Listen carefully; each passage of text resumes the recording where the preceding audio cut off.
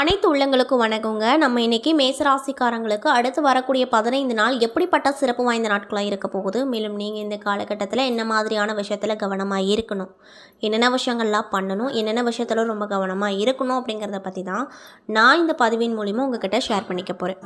இந்த பதிவில் சொல்லக்கூடிய ஒவ்வொரு தகவலுமே மேசராசி அன்பு உள்ளங்களுக்கு கண்டிப்பாக பயன் தரக்கூடிய தகவலாக தான் இருக்கும். ஸோ வீடியோ வந்து ஸ்கிப் பண்ணாமல் தொடர்ச்சியாக பாருங்கள், அப்போ தான் புரியும். அது மட்டும் இல்லாமல் உங்களுக்கு செவ்வாய் பகவானை ரொம்ப பிடிக்கும்னா அந்த வீடியோக்கு ஒரு லைக் பண்ணிவிட்டு, உங்களுடைய ஆள் மனதில் நிறைவேறாத விஷயம் நிறையா இருக்கும், அதில் ஏதோ ஒன்று நடக்கணும்னு சொல்லி நினச்சிட்டு நம்மளுடைய கமெண்ட் பாக்ஸில் செவ்வாய் பகவானுக்கு போற்றி அப்படின்னு சொல்லி மறக்காமல் பதிவிடுங்க, அல்லது செவ்வாய் பகவான் துணை அப்படின்னு சொல்லி பதிவிடுங்க. இந்த சமயத்தில் நீங்கள் உங்கள் ராசி அதிபதியை நினச்சி இப்படி ஒரு விஷயம் பண்ணும்போது கண்டிப்பாக நீங்கள் என்ன விஷயம்லாம் நடக்கணும் அப்படின்னு சொல்லி நினைக்கிறீங்களோ அந்த விஷயங்கள் அனைத்துமே அவர் கூடிய விரைவில் நடத்தி கொடுப்பாரு. ஸோ நம்பிக்கையோடு இந்த ஒரு விஷயத்தை பண்ணி பாருங்கள். ஸோ இப்போ வாங்க நம்ம வீடியோக்குள்ளே போய் முழுசாக பார்த்து தெரிஞ்சுக்கலாம். மேச ராசியில் அஸ்வினி, பரணி, கார்த்திகை 1ஆம் பாதம் என 3 நட்சத்திரங்கள் அடங்கியிருக்கு. கிரக நிலையை பொறுத்த வரைக்கும் தைரிய விரிய ஸ்தானத்தில் ஒரு, சுகஸ்தானத்தில் சுக்கிரன், பஞ்சமஸ்தானத்தில் சூரியன், புதன், கேது, ரணருண ரோகஸ்தானத்தில் செவ்வாய், அஷ்டமஸ்தானத்தில் சந்திரன், லாபஸ்தானத்தில் சனி மற்றும் ராகு என கிரகங்கள் வலம் வருது. மேலும் கிரக மாற்றங்களானது 11/9/2025 அன்று பஞ்சமஸ்தானத்தில் இருந்து புதன் பகவான் ரணருண ரோகஸ்தானத்திற்கு மரப்புறாரு. மேலும் 14ஆம் தேதி அன்று ரணருண ரோகஸ்தானத்தில் இருந்து செவ்வாய் வந்து களத்திரஸ்தானத்திற்கு மரப்புறாரு. மேலும் 15ஆம் தேதி அன்று சுகஸ்தானத்தில் இருந்த சுக்கிர பகவான் பஞ்சமஸ்தானத்திற்கு மாறப்போகிறார். மேலும் 16ஆம் தேதி அன்று பஞ்சமஸ்தானத்தில் இருந்து சூரிய பகவான் ரணருண ரோகஸ்தானத்திற்கு மாறப்போகிறார். மேலும் 29ஆம் தேதி அன்று ரணருண ரோகஸ்தானத்தில் இருந்து புதன் பகவான் களத்திரஸ்தானத்திற்கு மாறப்போகிறாரு அப்படின்னு சொல்லப்படுதுங்க. இதனால் இந்த மேசராசிக்காரங்களுக்கு என்னென்ன விதமான பலன் கிடைக்கும்னு பார்த்தீங்கன்னா, தீவிர உழைப்பும் அதிக முயற்சிகளோடு காரியங்களில் ஈடுபடும் மேசராசிக்காரங்களுக்கு இந்த காலகட்டம் நல்ல பலன்களை பெறக்கூடிய காலகட்டமாக இருக்க போகுது. மனம் மகிழும் சம்பவங்கள் நிறைய உங்களுக்கு காத்திருக்கு அப்படின்னு சொல்கிறாங்க. மனக்கவலை நீங்கும், எல்லா வகையிலுமே சாதகமான பலன் கிடைக்க பெறுவீர்கள். சற்று கூடுதலாக எதிலும் கவனம் செலுத்துவது நல்லது. திடீரென செலவுகள் அப்படிங்கிறது உங்களுக்கு உண்டாகக்கூடும்.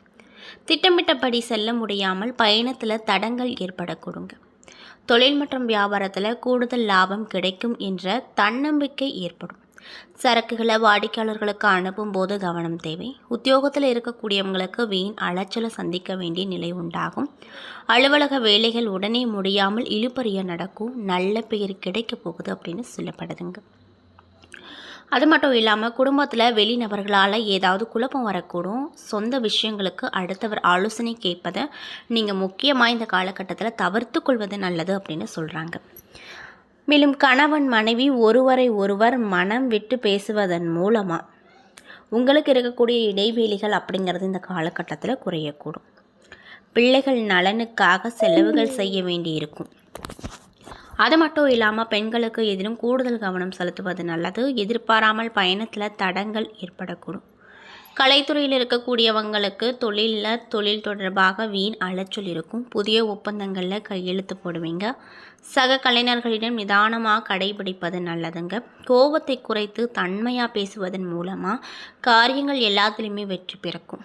எதிர்பாராத செலவுகள் அப்படிங்கிறது உங்களுக்கு இருந்து கொண்டே இருக்கும். அரசியல் துறையில் இருக்கக்கூடியவங்களுக்கு தேவையற்ற அலைச்சல்களை குறைத்து கொள்வது நல்லது. அது மட்டும் இல்லாமல் எல்லா வகையிலுமே நன்மை கிடைக்கும். மற்றவர்களுக்கு உதவி செய்ய தூண்டும். பிரிந்து சென்றவர்களை மீண்டும் சந்திக்க நேரிடும். மாணவர்களுக்கு கல்வியில் மேன்மை அடைய கூடுதல் கவனத்தோடு பாடங்களை படிப்பது ரொம்ப நல்லதுன்னு சொல்கிறாங்க. அது மட்டும் இல்லாமல் இந்த பௌர்ணமிக்கு பிறகு உத்தியோகத்தில் இருக்கக்கூடியவங்களுக்கு வீண் அலைச்சலும் டென்ஷனும் வருங்க.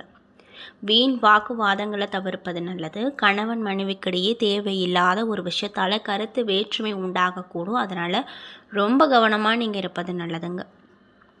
மேலும் உங்களுடைய பிள்ளைகள் திடீர் செலவுகளை உண்டாக்க செய்வாங்க. அது மட்டும் இல்லாமல் யாரையும் இந்த காலகட்டத்தில் எதிர்த்து கொள்ளாமல் அனுசரித்து போவது நன்மையை கொடுக்குங்க. வீண் மனக்கவலை, காரிய தாமதம் உண்டாகலாம். அதனால் கவனமாக இருந்துக்குங்க. பண வரத்து அப்படிங்கிறது கண்டிப்பாக இந்த காலகட்டத்தில் உங்களுக்கு அதிகரிக்கும். இதனால் ரொம்ப சந்தோஷமாக இருப்பீங்க. வாக்கு வன்மை ஏற்படும். உங்கள் பேச்சுக்கு மற்றவங்க செவி சாய்ப்பாங்க. புதிய நண்பர்கள் கிடைப்பாங்க. தொலைதூரத்தில் இருந்து நல்ல தகவல்கள் வந்து சேரும். மேலும் தொழில் மற்றும் வியாபாரத்தில் முன்னேற்றம் அப்படிங்கிறது கிடைக்கும். லாபம் அதிகரிக்கும். பழைய பாக்கிகள் வசூலாகுங்க. வியாபாரம் மற்றும் தொழில் தொடர்பான கடித போக்கு சாதகமான பலனை கொடுக்க செய்யும். புதிய ஆர்டர்கள் கிடைக்க போகுது. பணியாட்கள் மூலமாக நன்மை கிடைக்க போகுது. உத்தியோகத்தில் இருப்பவங்க திறமையாக எதையும் செய்து முடித்து பாராட்ட பெறுவாங்க.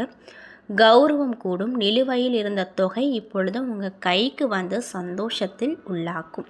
மேலும் பதவி உயர்வும் கிடைக்க அதிகப்படியான வாய்ப்பு அப்படிங்கிறது உங்களுக்கு இந்த காலகட்டத்தில் அமைஞ்சிருக்கு. மேலும் நீங்கள் இந்த மாதிரியான விஷயங்களை பரிகாரமாக பண்ணணும்னு பார்த்தீங்கன்னா, செவ்வாய்க்கிழமை நாட்களில் நவ கிரகத்தில் இருக்கக்கூடிய செவ்வாயை அர்ச்சனை செய்து தீபம் ஏற்றி வணங்கி வந்தீங்க அப்படின்னா உங்கள் வாழ்க்கையில் முன்னேற்றங்கள் அப்படிங்கிறது நிறைய கிடைக்கும். மேலும் உங்களுக்கு அதிர்ஷ்டம் தரக்கூடிய நாட்கள் ஞாயிறு, செவ்வாய், வெள்ளி. சந்திராஷ்டம தினங்கள் 1, 27, 28. அதிர்ஷ்டம் தரக்கூடிய தினங்கள் 19, 20, 21 அப்படின்னு சொல்லப்படுதுங்க.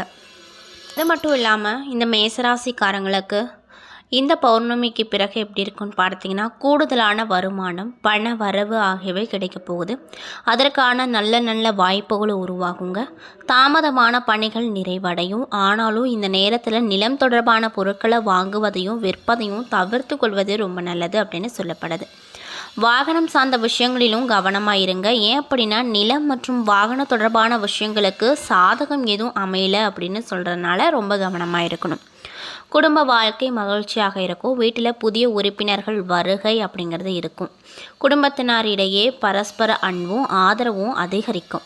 குழந்தைகளின் முன்னேற்றத்திற்கு இந்த ஆண்டு அப்படிங்கிறது சிறப்பாக அமைஞ்சிருக்கு. முக்கியமாக இந்த பௌர்ணமிக்கு பிறகு சிறப்பான விஷயங்கள் நிறைய உங்கள் வாழ்க்கையில் நீங்கள் பார்க்க போகிறீங்க. உங்கள் குழந்தைகள் வெளிநாட்டில் படிக்க விரும்பினால் அது நிறைவேறும். திருமணம் ஆகாதவர்களுக்கு திருமணம் கூடி வரும். குழந்தைகளால் அதிகப்படியான செலவுகள் உண்டாகும் அப்படின்னு சொல்லப்படுது. மேலும் உங்கள் திறமையால் வேலையில் வெற்றி பெறுவீர்கள். ஆனாலுமே மறைமுக எதிரிகளிடம் கவனமாக இருந்துக்கோங்க. யாரும் நம்பாமல் உங்கள் வேலையில் மட்டும் கவனத்தை செலுத்துவது நல்லது. உங்கள் தைரியம் அப்படிங்கிறது இந்த காலகட்டத்தில் அதிகரிக்கும். அதிர்ஷ்டத்தின் ஆதரவு கிடைப்பதால் வணிகத்தில் சிறந்து விளங்குவீங்க. மேலும் வேலையில் பதவி உயர்வு கிடைக்கும். வெளிநாட்டு பயணத்திற்கான வாய்ப்புகளும் உருவாகக்கூடும். இந்த காலகட்டத்தை வெளிநாட்டு முயற்சிகளுக்கு பயன்படுத்தி கொள்ளலாம் அப்படின்னு சொல்கிறாங்க. நிதி நிலைமையை பொறுத்த வரைக்கும் உங்களுக்கு நிதி நிலைமை அப்படிங்கிறது சீராக இருக்கும். வரவுக்கேற்ற செலவுகளும் இருக்கும். வீண் செலவுகளை தவிர்த்தால் கடன் வாங்காமல் தவிர்க்கும் சூழ்நிலை உண்டாகும். வெளிநாட்டு பயணங்களுக்கு வலுவான வாய்ப்புகள் அமைஞ்சிருக்கு. வேலை அல்லது வணிக தொடர்பான பயணங்கள் மிக பயனுள்ளதாக உங்களுக்கு இருக்க போகுது அப்படின்னு சொல்லப்படுதுங்க. இந்த பதிவுகளில் மேசராசிக்காரங்களுக்கு அடுத்து வரக்கூடிய 15 நாள் எப்படிப்பட்ட நாட்களாக இருக்க போகுது, என்னென்ன விஷயத்தில் நீங்கள் கவனமாக இருக்கணும், என்னென்ன விஷயம் எல்லாம் பண்ணணும் பண்ணக்கூடாது அப்படிங்கிறத பற்றி தெளிவாகவும் விரிவாகவும் நான் இன்றைக்கி இந்த பதிவின் மூலிமா உங்கள்கிட்ட ஷேர் பண்ணியிருப்பேன். இந்த பதிவில் சொல்லியிருக்கக்கூடிய ஒவ்வொரு தகவலுமே உங்களுக்கு ரொம்பவே யூஸ்ஃபுல்லாக இருந்திருக்கும்னு நம்புகிறேன். ஸோ வீடியோ பிடிச்சிருந்தால் லைக் பண்ணுங்கள், ஷேர் பண்ணுங்கள். அது மட்டும் இல்லாமல் நீங்கள் இப்போ தான் முதன்முறையாக நம்மளுடைய சேனலை பார்க்குற மாதிரி இருந்தால் மறக்காமல் சப்ஸ்கிரைப் பண்ணிவிட்டு கீழே இருக்கும் பெல் ஐக்கானையும் மறக்காமல் கிளிக் பண்ணுங்கள். நன்றி.